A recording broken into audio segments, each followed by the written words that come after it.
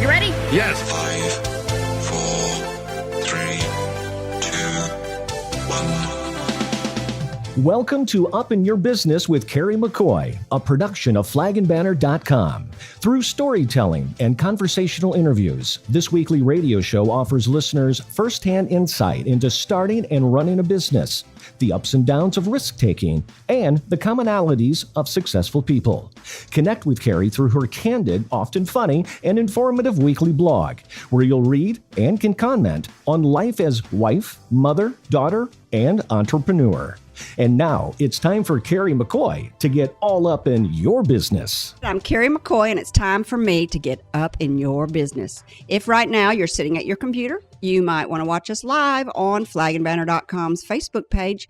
It's kind of fun to see what's going on behind the scenes because Tim just waved to Jesse to turn the mic up and it's kind of fun to see that stuff. Tomorrow's Veterans Day, so who better to have on your show than retired Lieutenant Colonel David Cooper. Through our conversation and storytelling, we hope you will learn something, want to get involved, or be inspired to take action in your own life. For me, the taking action began over 40 years ago when I founded Arkansas Flag and Banner. During the last 4 decades, Flag and Banner has grown from door-to-door sales to telemarketing to mail order and catalog sales, and now relies heavily on the internet. Each change in sales strategy required a change in company thinking and procedures. My confidence, leadership knowledge, and my company grew. My initial $400 investment now produces nearly $4 million in annual sales. Each week on this show, you'll hear candid conversations between me and my guests about real-world experiences on a variety of businesses and topics that I hope you'll find interesting. Starting and running a business or organization is like so many things. It takes persistence, perseverance, and patience. No one, and I mean no one, has a straight path to success. I worked part-time jobs for 9 years before Arkansas Flag and Banner grew enough to support just me. Today, we have 10 departments and 25 co-workers, thus reminding us all, small businesses are the fuel of our country's economic engine and empower people's lives. Before we start, I want to introduce you to the people at the table. We have my co-host and co-worker at Flag and Banner, Tim. Say hello, Tim. Hello, Tim. And running the board and taking your calls is our technician, Jesse. Thank you, Jesse. Hello. My guest today is, like I said, the retired Lieutenant Colonel David Cooper of the United States Army. Colonel Cooper served as active duty in the United States Army for 10 years. During this time, he was stationed in the Korean DMZ, demilitarized zone, and in Germany. His job there was Medivac Helicopter Pilot. After retiring from the military, David retired to the San Francisco Bay Area, where he went to work in the tire business. For the next 15 years, he would be promoted to senior management for Goodyear Tire, working in product placement and logistics for 27 states, West Canada, and Asia. Today, he lives in Little Rock, brought here by no less than the love of a woman, his college sweetheart, he's smiling, and my friend. Never one to rest on his laurels, David quickly found some like-minded people when he joined the Association of the United States Army, where he has served as Arkansas's state president since 2016. It is a pleasure to welcome to the table retired Lieutenant Colonel David Cooper of the United States Army. Hey, David. Hey, Kerry, how you doing? I'm fine. How old were you when you joined the military, and what brought about that decision? Well, I attended Southwest Missouri State College, which was a land-grant college, and at that time, if you're a freshman in college, you also joined ROTC. So I was an ROTC student for 4 years. During those 4 years, I went to summer camp, and I saw a helicopter fly into the landing zone there, and I said that's what I want to do, and the rest is history on that part of it. So why'd you join the ROTC? First, it was required, but then really? The first 2 years are required. Then the second 2 years, it's on your own. My dad served in the Army. He was in World War II. World War II. It was always kind of a patriotic thing that you want to do, but I had a choice of staying in the ROTC program and getting commissioned as a lieutenant, and that's what I chose to do. You know, wasn't the Vietnam War going on when you joined? It was, yes. Now, that was not a very popular decision you made. Well, it was kind of a group of people that just, we wanted to be in the commissioned officer program, not be drafted. So that's the driving force was to stay in school, get your commission, and then go on. Because if you got commission, you don't think you'd be on the front line as much? No, it's an officer. You get drafted as a private, and which is fine. That's enlisted level, but as you get through college, you can become an officer. That's what I chose to do. So you saw a helicopter come in, and you were like, that's what I want to do. Yeah, it's a long story. In ROTC, they had an aviation program where you flew Cessna 150s, and you got your license there. So that's what I did as a senior. And then from there on, my branch was Medical Service Corps, which is the Medivac part of the aviation field. So went to officer basic, then you reapply again to be for helicopter school, and I did that and got accepted to Fort Walters, Texas for primary school. So I looked at your resume, and it has so many words that were only military language, but there was a lot of medical awards and education, and then there was a lot of pilot awards and education. So to be a Medivac pilot, what kind of education do you have to have? Well, first of all, it requires at that time that you're Bachelor of Science. Then you go to officer basic school, pass that, then again you apply for helicopter school, and you get in, and you have I always tell the story that at that time you had 1 week to hover and 2 weeks to solo, or you were out. So that was the pressure you had, and it wasn't just on my class. Every 2 weeks we were going through Fort Walters at that rate. It sounds like words I used when I was doing potty training with my kids. You got how many days to hover, and then you're solo. Yeah, it's effective anyway, right? Looking at your resume, you were in for 10 years. Was there something that looked like you were going to go as a lifer? Well, I was in 10 years, and I got out. There was a lot of traveling, a lot of moving from place to place, and I wanted to settle down. But when I did get out, I stayed in the reserves. So I did 10 years of reserves after that, and that allowed me to get full retirement. Yes. Full retirement, because you got to be in 20 years. Yes. So why did you get out? Why did you just wanted to quit traveling so much? You want to stay home and raise a family? Kind of doing that. Yeah, it's a lot. I look back on it, and in 11 years or 10 years, I'd been in 12 different locations. So it was time to. Were you married at the time? Yes. Yeah. And you already had children? No. So that was another thing. We tired, got out, had my son Scott. Do you recommend to other people to follow your career path? If you were talking to yourself 20 years ago or during that time, what advice would you have given your young self? Well, the military, like everything else, is changing. It's a program where I say it's not for everybody, but once you are in the military, you're in military for life. In our group, we say soldier for life. Well, that holds true for Marine for life, or Airman for life, or Sailor for life. Once you're in the military, it's in your soul. And so if you do 2 years or you do 20, it doesn't really make any difference. You still are a soldier for life. And I recommend just do what you think is right for yourself, but don't join for the wrong reasons. I mean, I think anybody that joins the military will come out a better person for it. Yeah, but that's true. But you need to join not to make money, you want to join because you believe in your country. Oh, that's a great place to take a break. When we come back, we're going to learn more about retired Lieutenant Colonel David Cooper, hear a few war stories, talk about what he's doing today as president of the Association of the United States Army, and learn how you can get involved.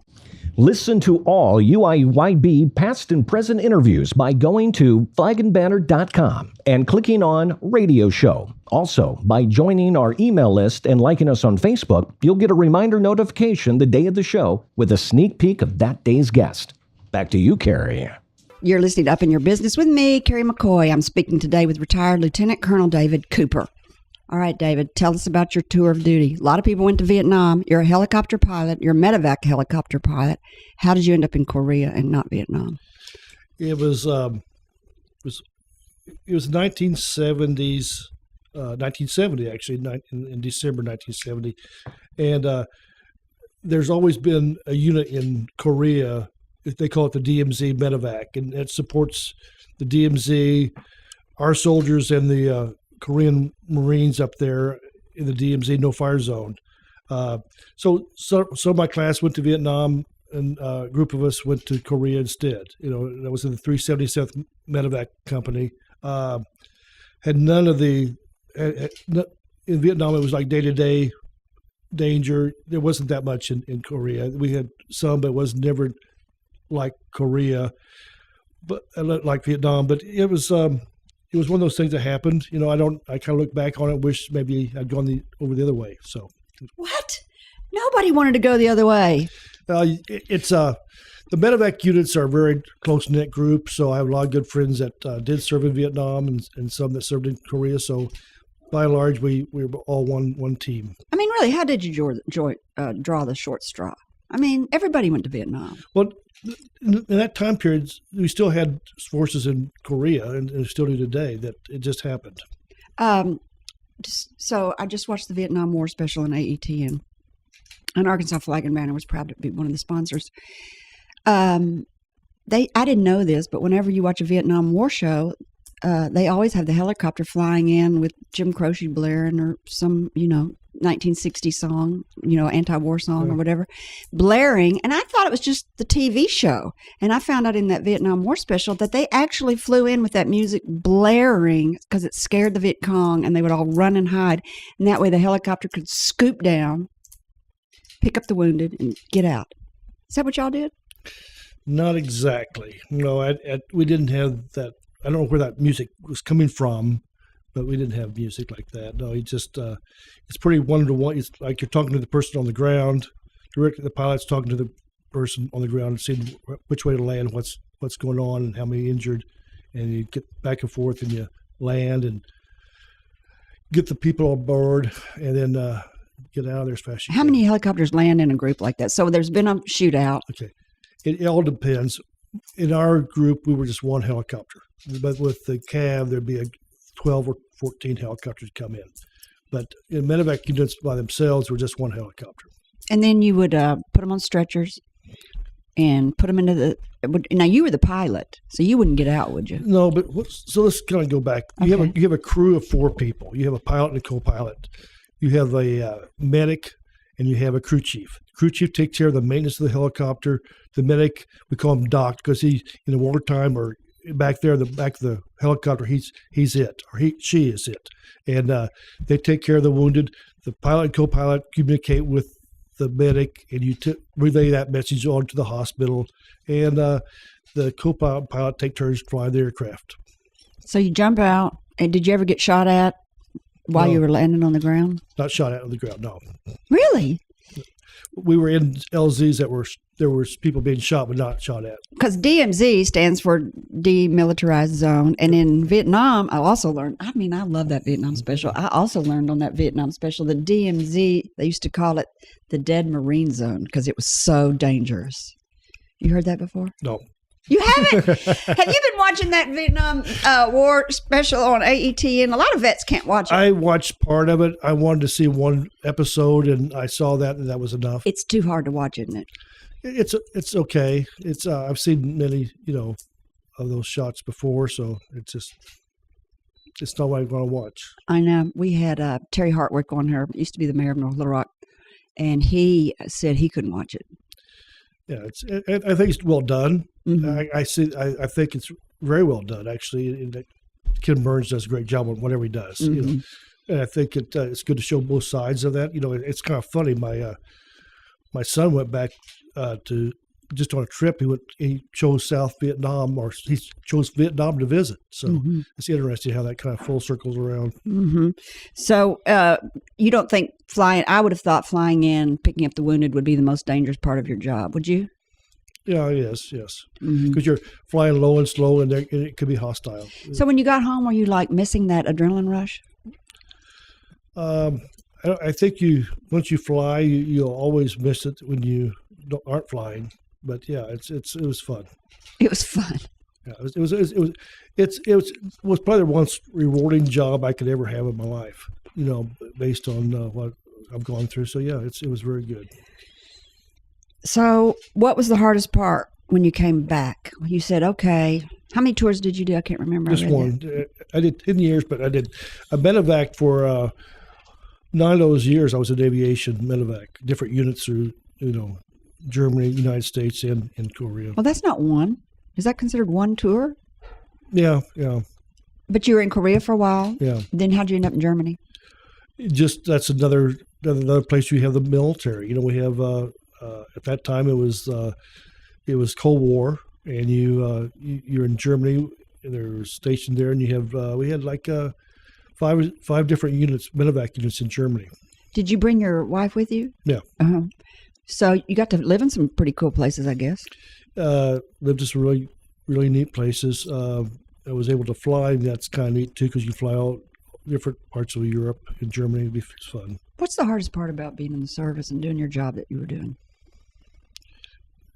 Personally, it's a lot of time away from home. You are away from home. It's a 24/7 job. And you do maneuvers or you go on different missions, and you have to leave what you have going and pack up and away from home a week or so. You don't know. That's probably the hardest part. So it was the most rewarding job you ever had. Why? Because you're working with a team. That we have it's kind of funny in the civilian world. They have all these team building programs where you go out in the woods for a couple of days and come back. You think you're a team. Well, when you work together for months doing a medevac routine where you have 4 people, the pilot, co-pilot, medic, and crew chief, you're one. You're one team doing things together, and you don't. No one asks, why do we do this? You just say, clear left. The crew chief says immediately, clear right, sir, clear left, sir. So it just snaps team working. A lot of trust. A lot of trust and respect. A lot of trust and respect. Really builds character, I would imagine, working together like that. Well, like I said, if I ever got injured or shot, I'd want my medic working on me more than anybody else, because that's how skilled they were and how good they were. So you come back, you make the decision to get out of the military and to come home, and now you leave these guys that have become family to you. I can't imagine what that's like. Well, it's you just have good memories. You have good memories. I'd miss them though. I guess now you like Facebook. You probably can find them on Facebook. Well, and we also have a DUSTOFF group. We get back together every year or so and keep on Facebook and internet. So I was back in San Antonio 2 years ago and saw a lot of good friends. What'd you call it? A DUSTOFF? Yeah. DUST. Yeah. DUSTOFF. That's when you get back together. Well, that's the name. That's what you call the medevacs. Oh, it is. Yes, DUSTOFF 1-2 or DUSTOFF 2-1, whatever your number call sign is. Wow.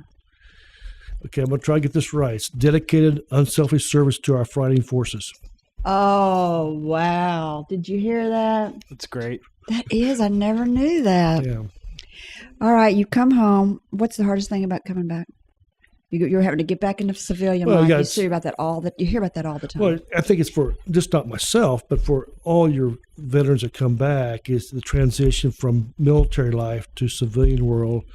You have a job, then you're looking for work. That's probably the hardest part, because you want to continue to work. You have and it's hard to match what you were doing in the military to the outside world, the civilian world. So since I had a degree, I just went ahead and got a job that they wanted, got into sales force with Michelin Tire Corporation and worked with them for a while. But then at the same time, I got involved with the reserves. So I was in the reserves, so I still had that connection. So do you recommend everybody maybe stay? I mean, maybe that's a great thing for everybody to do. You get out of the service, you're decompressing, your wife's worried about her hair appointment, and you just saved someone's life last month. And so maybe to decompress, everybody should join the reserves. Well, it's an option. Yeah, it's. I mean, it seemed to work for you. I think what was important was you still can be part of the military. When I was in the reserves, I was an umpire controller. We did training exercises. So all the experience I gained when I was in active duty, I could apply it to reserve training, and it was a real great fit for me, and I really enjoyed it. And plus, I'm able to retire. If you retire, you can go to the PX and commissary on on the Air Force Base up here at Little Rock, and I just, I enjoyed doing that. And we talked about the language that people talk. Like, I just read your resume, and I can't even understand it because the language in the military is so different. It is. It's, I don't know, it's, when you're in the military, it's really simple to pick it up. But I even notice when I'm out right now, there's been some new acronyms that have come in, that I don't understand. But yeah, it's a whole different language. It's just, it's, from rank structure to pay. It's all there in black and white, but it's different language. Yeah, I'll say. You have to just go speak English, please. So what do you compare about today's war that we're in, that I recently, maybe everybody knows this, but I didn't know it was longer than the Vietnam War. So I heard someone say that the other day. Well, I can tell you it's the longest war in our history. And it was served by the fewest percent of our population.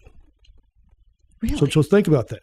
The longest war in our history, 12 plus years, served by the fewest percent of our population. How long was Vietnam?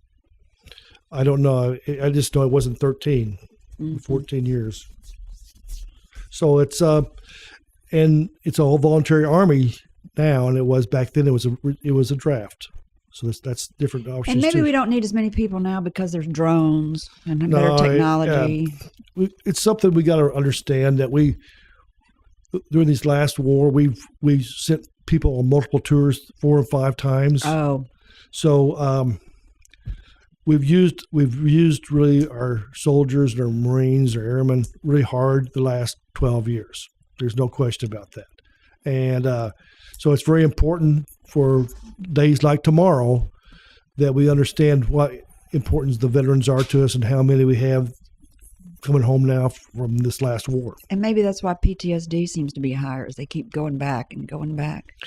It's accumulative. Accumulative. So is TBI. What's TBI? Traumatic brain injury. So once you're around a lot of explosions, first tour, the second tour, third and fourth tour, it accumulates in your system, in your body. But PTSD is also the same. It accumulates too. Mm-hmm.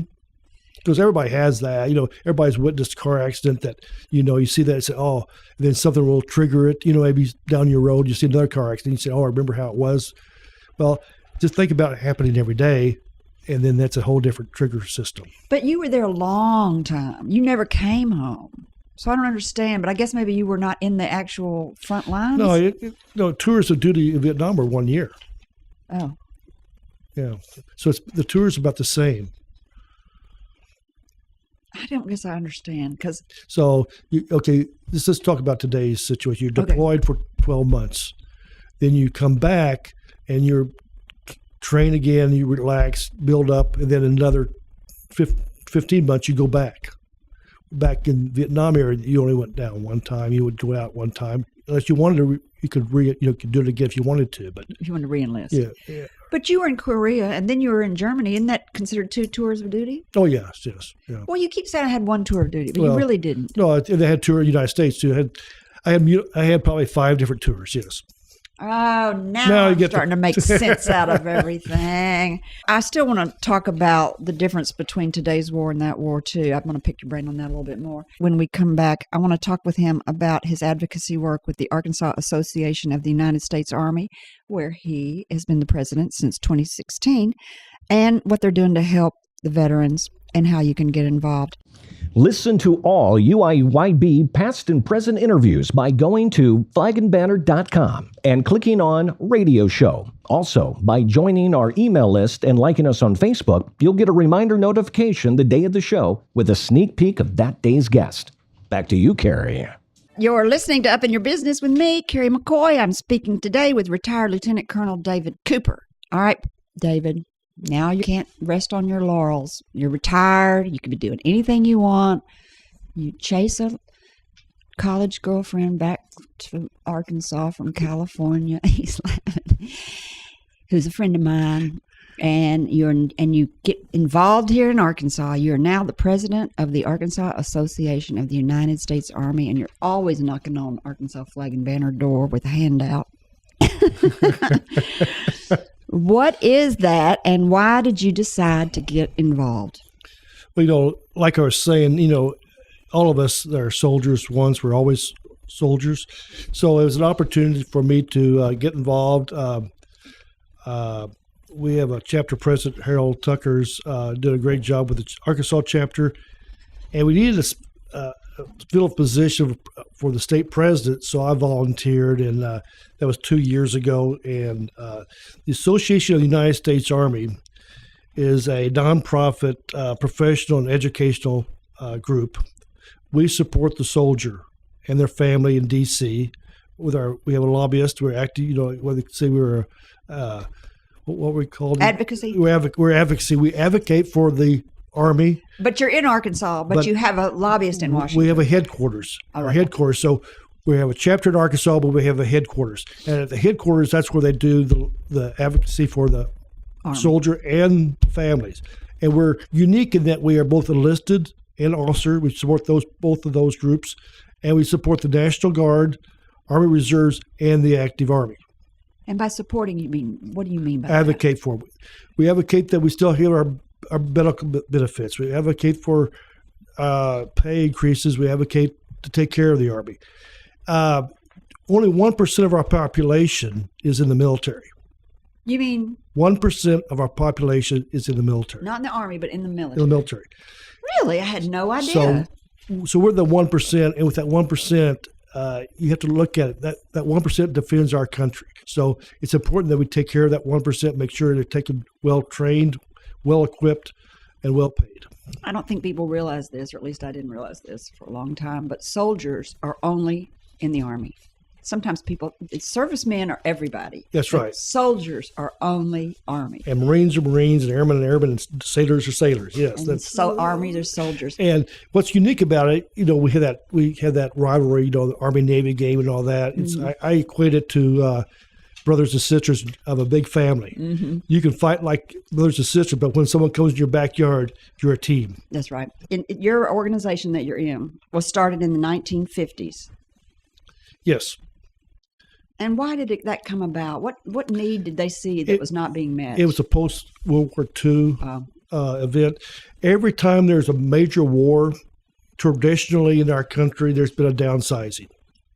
So you will downsize it down to a point where it's very small, and the theory is to save money, but in actuality, you need to keep a level of military strength throughout, because to go from a small army to a big army doesn't do it overnight. It takes years to do that. So you try to keep your membership constant. That's why that group was formed, to help keep the membership up, keep Congress aware of the needs of the military, so it doesn't ever wane, and we don't, like you said, become not supported enough by our military. In case there is, we need to have enough military in the reserve. Yeah, and in the Army Reserve. For the first time ever, too, we have probably a very low percent of our military represented in Congress by membership of the Congress. That's true. You couldn't even be a politician if you hadn't served in the military. You couldn't even be a president of the United States if you didn't have military experience. And it seems like a lot of them don't now. It is. I think that's just going to kind of reverse itself because of all the people involved with the last war, because there have been so many involved, and I think we've got some good people coming up. Well, I think it should, because it creates, like you said, that teaches you how to teamwork together. Wouldn't that be nice if we had that in Washington? And it keeps you and it's about service. It keeps that service, the ball of service, in front of you all the time to go, oh yeah, our job's about serving our nation. It's like it's important for people to realize what war is and what the sacrifices that are made in war, and military people know that. Mm-hmm. Like our Chief General Miles said 2 weeks ago, I was at a convention back there. We pray for peace, but we train for war. Well said. Pray for peace and train for war. Those are two big opposites, but that's what they do. That's what that's what the military is about, is keeping peace. Mm-hmm. A lot of people think that the expense of a war, which is what not Desert Storm, but the last one. What's the one? Freedom. There's OIF, OEF. Those are a combination. Iraqi Freedom and Operation Enduring Freedom. Those were the two. Well, General Powell tried to talk about the expense of war is not just about war, but it's actually more. more expensive to take care of your veterans after war than the war itself. The Vietnam veterans right now, taking care of them is more than the Vietnam War ever cost us. Yeah, this as we go on forward, it's even going to be more expensive for the folks that we got back from last war.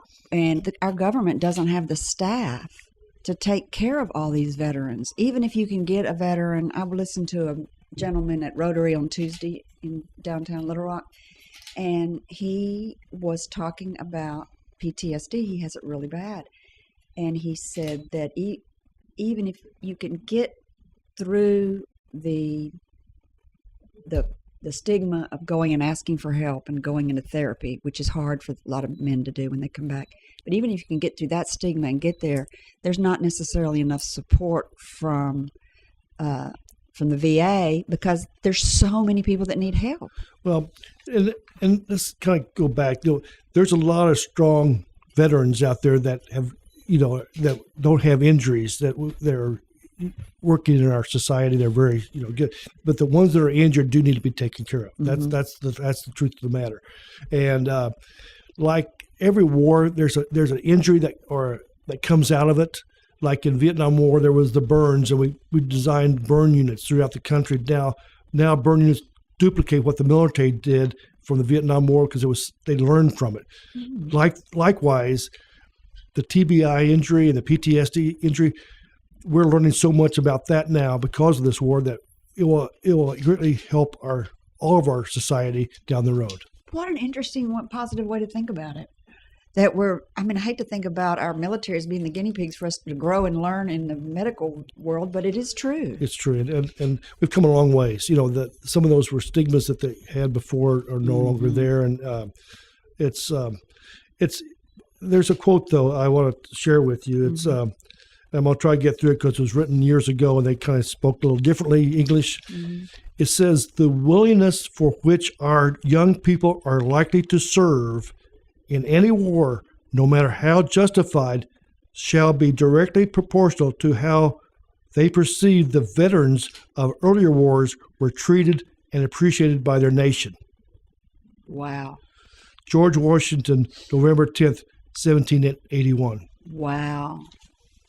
So you want to join the military because you have a great perception of how they were treated before. Yes. This is profound. He was a smart guy, wasn't he? George Well, Washington? I was back in this meeting, and we had 2 weeks ago. It was in D.C., and we had a speaker. It was a TRADOC commander, General Perkins, a smart guy, and he was saying how these things go. We train 10,000. We produce 10,000 soldiers a month in training. Mm-hmm. That's huge. And he said we have a lot of things on our plate. He said, well, probably George Washington had a lot on his plate when he crossed the Delaware. So it's a true story. I think Theodore Roosevelt was the last president that went to war. Actually, went to war. Well, Bush Senior was a Navy pilot, got shot down. Mm. Oh, really? Yeah. Okay, but he wasn't the president yet. No. So see, I mean, Theodore Roosevelt was actually the president. Oh. He rode into war. Yes, he was you're exactly right. Uh-huh. Yeah. In the Mexican Spanish American War, or what was that? He was a Texas Ranger, I think. He was a character. He was a character. He's my favorite president. I know everybody else loves Abraham Lincoln, but I love Theodore. He rode in on horseback. Yeah.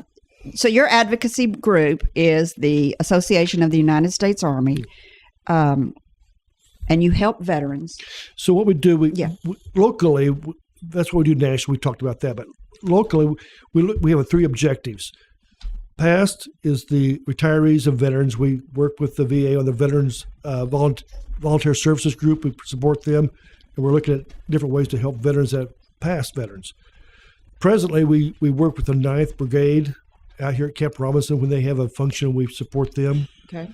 And for each year, we support 24 JROTC groups and 5 ROTC groups here in the state.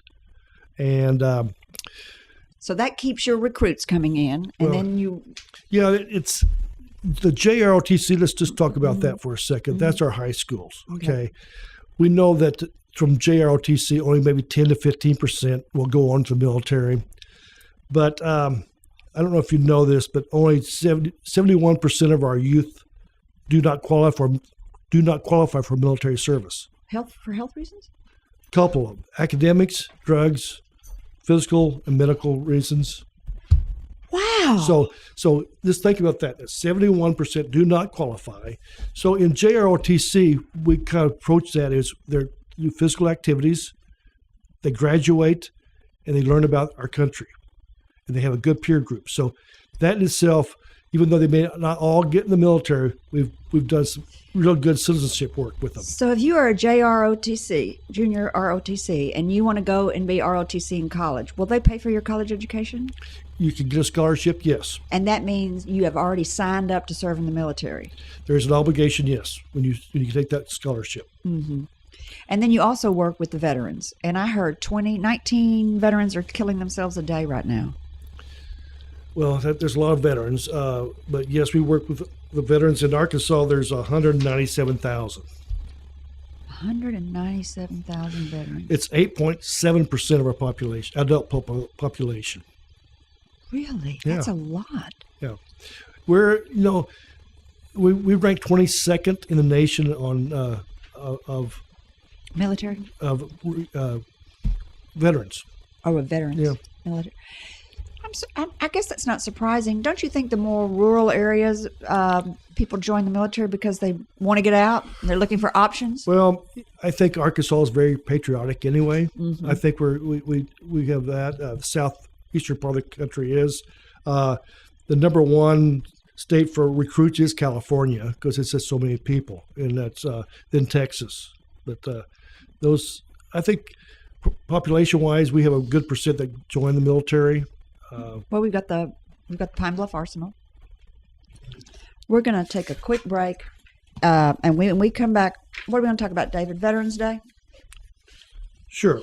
We're going to talk about Veterans Day. You're listening to Listen to all UIYB past and present interviews by going to flagandbanner.com and clicking on Radio Show. Also, by joining our email list and liking us on Facebook, you'll get a reminder notification the day of the show with a sneak peek of that day's guest.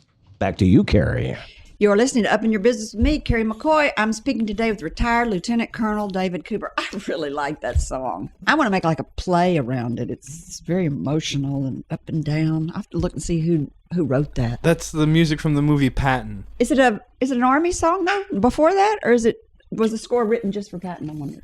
I don't know that particularly. I don't know that, but it's really sounds like Army. Sounds pretty good. I wouldn't be surprised if they did it just for the movie. I wouldn't either. It's probably a score for the movie. But But now that it's in the national conscious, people hear it and they think of the Army. All right, enough of that. You're back in Little Rock. You're the president of the Arkansas Association of the Army. You're making sure that we have enough people trained in America, in the Army. You're recruiting people, but you also need sponsors. And how do people get involved? Okay, so let's go back a little bit. We support the Army here in Arkansas, the retired Army, the ones that are down at Camp Robinson and our future ROTC, JROTC. With membership, we have 290 members in Arkansas, and those are we also have corporate members. They go, and that's like Flag and Banner. It's from corporate members. We get part of their membership comes back to their chapter, so we can do events. How can anybody be a member, or do you have to be in an Army? No, it's if you love the Army, you're a corporation, you want to help the Army, you could be a corporate member. But the non-corporate members, do they have to be Army civilian? No, anybody can join. And when you came, how many members did it have? We got to put this back on Harold Tucker's plate because he got the membership going here. We had about 150. What have we got now? 290. Oh, you've doubled it almost. Yeah. And our corporate membership, which I kind of worked with a little bit, we've doubled it also. Oh, good. So our corporate members help us out. It's kind of like if you have employees, because half our military is National Guard and Reserve. That's our neighbors. So there's a good chance that if you have employees, some of them will be in the reserves. What about, and that is one of the problems, people come back from the service and they can't find jobs. Talk to me about that a little bit. How can we hire more of these servicemen? How can we find these men? How can we train them? How can we help them, get them back in the community?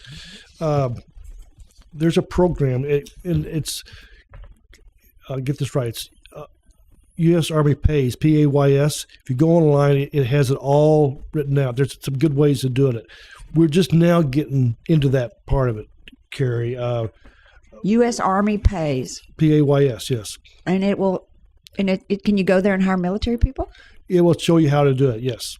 And then military people can come back and go to that also and sign up and put their resumes in there and say, help me get a job? Well, the other thing is, I know for a fact that there's several groups here that have had job fairs For veterans? for veterans. And I recommend any employer to use those whenever they can. I don't know why every employer wouldn't hire veterans. I mean, they're trained, they're disciplined, they're team-oriented. You can see that not too many people qualified, so you get a good quality group of people to work with. Yeah, you said only 30% of the population can even qualify to join the service. Yeah.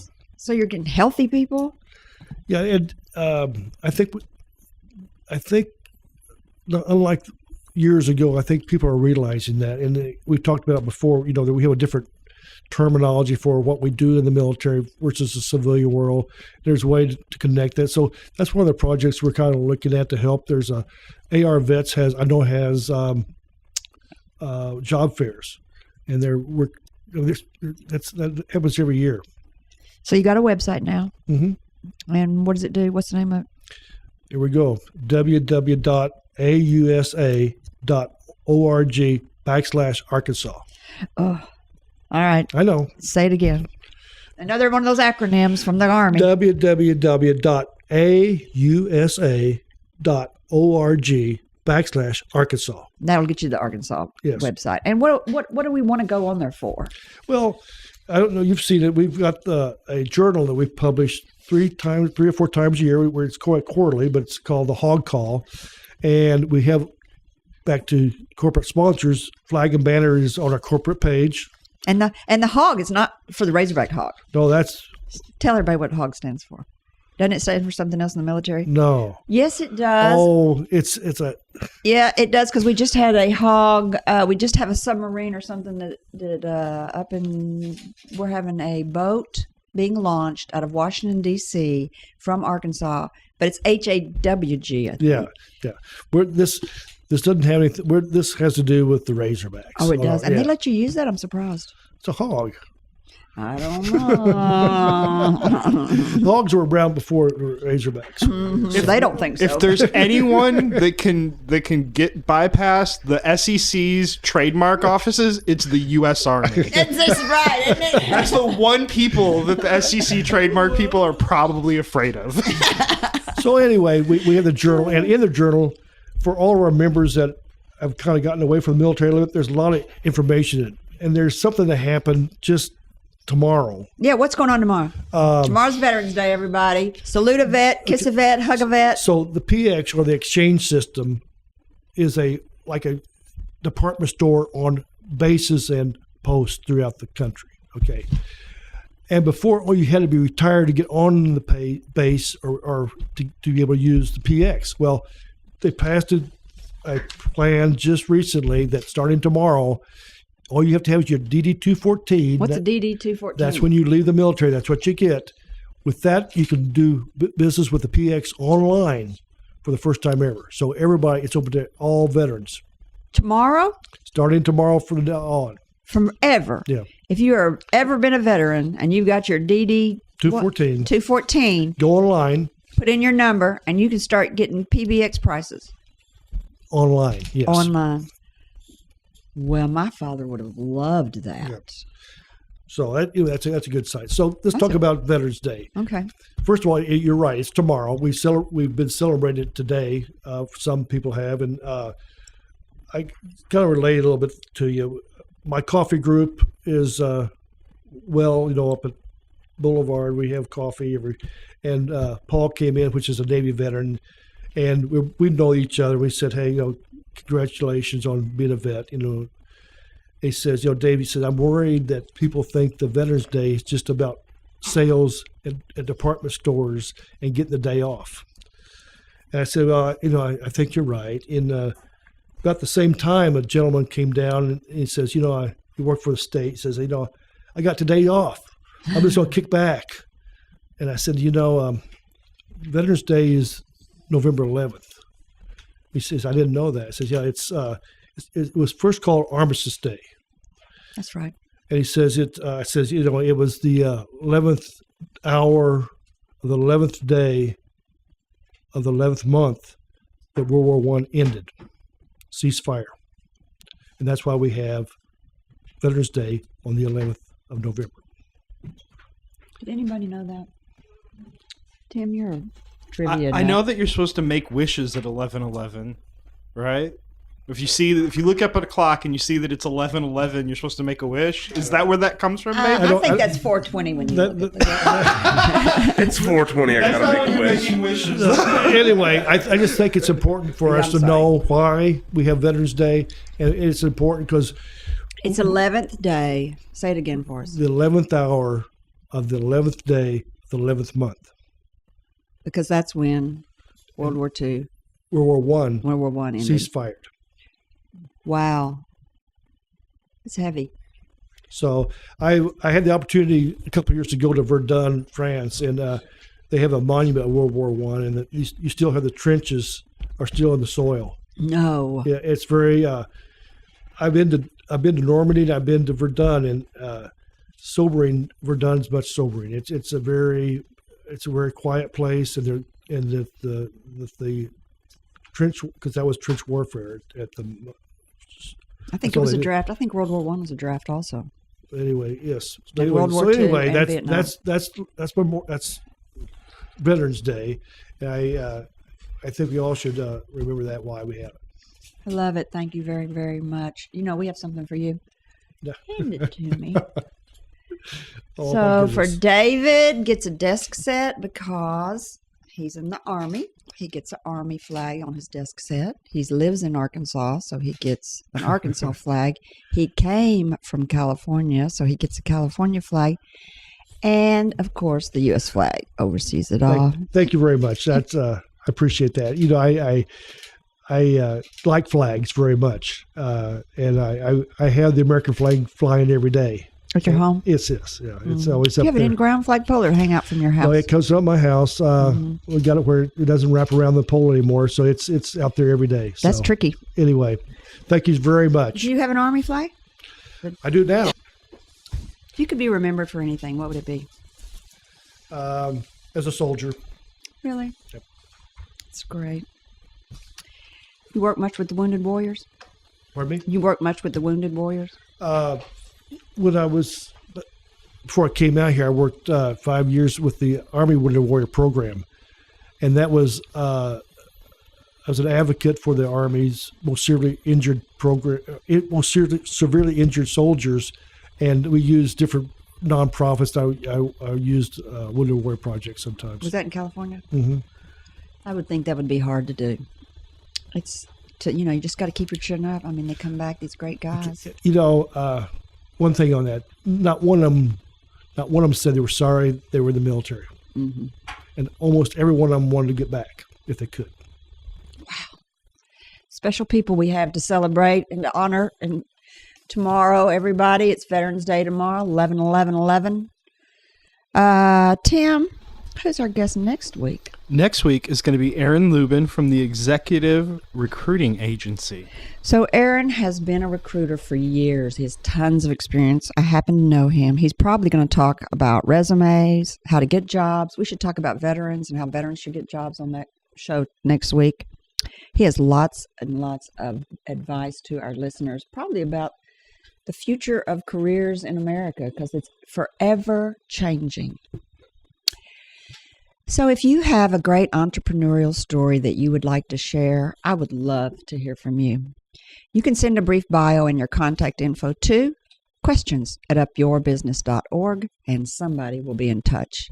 And finally, to our listeners, thank you for spending time with me. If you think this program's been about you, you're right, but it's also been for me. Thank you for letting me fulfill my destiny. My hope today is that you've heard or learned something that's been inspiring or enlightening, and that it, whatever it is, will help you up your business, your independence, or your life. I'm Kerry McCoy, and I'll see you next time on Up in Your Business. Until then, be brave and keep it up. You've been listening to Up in Your Business with Kerry McCoy, a production of flagandbanner.com. If you miss any part of the show or want to learn more about UIYB, go to flagandbanner.com and click on Radio Show, or subscribe to her weekly podcast wherever you like to listen. All interviews are recorded and posted the following week with links to resources you heard discussed on today's show. And Kerry's goal is to help you live the American dream.